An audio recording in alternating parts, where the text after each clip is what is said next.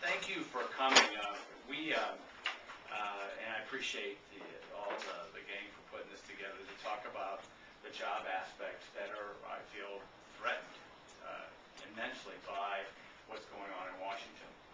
And the importance of low-cost power for manufacturing, for jobs, for individuals to retain their money is threatened by the Waxman-Markey Cap-and-Trade bill.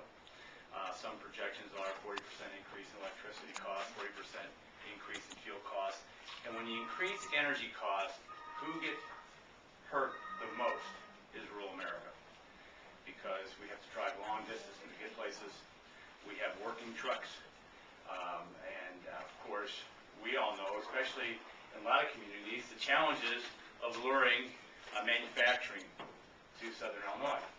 The other thing we want to make sure is that we don't disenfranchise those great opportunities we have for good paying jobs.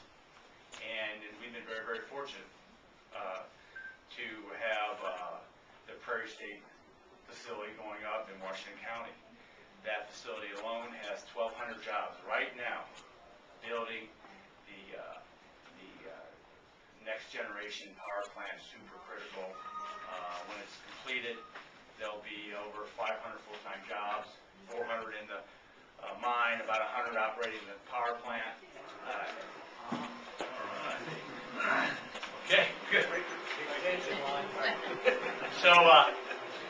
So that is an example of good paying jobs in rural America that can continue to come when we continue to focus on what are our strengths.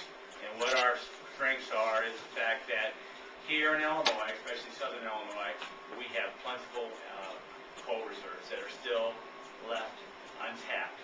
And there's great opportunity for expansion of that. I mentioned Prairie State, which is actually being built. We have the Taylor Energy Center, which hopefully plans to break ground in 2010. That would be about 1,500 jobs. And then we have I always talk about, there's a couple things I've talked about in Washington.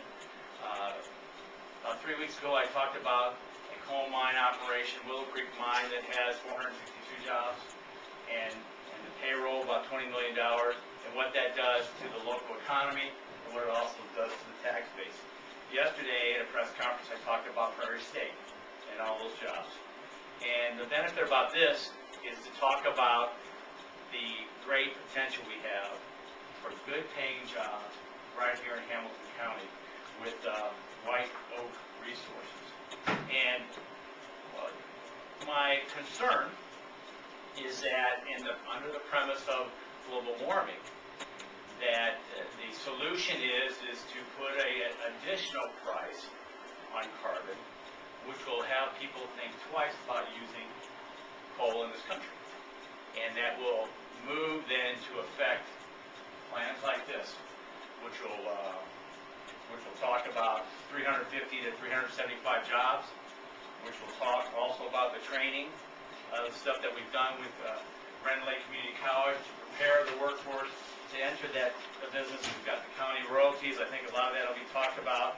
And again, what will happen to consumers when you bring on more base load generation to compete, to sell power, electricity rates go down.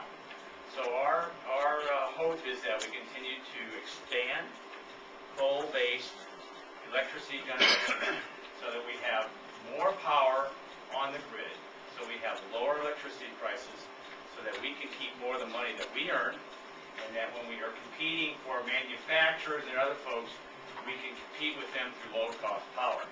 So, Mayor, I appreciate this opportunity to be here to talk about the benefits that we hope will come to this county through that, and also send a cautionary note out there that if some of my friends in Washington are successful, they will send a signal to the investment community not to proceed. And that's the signal that we do not want to send.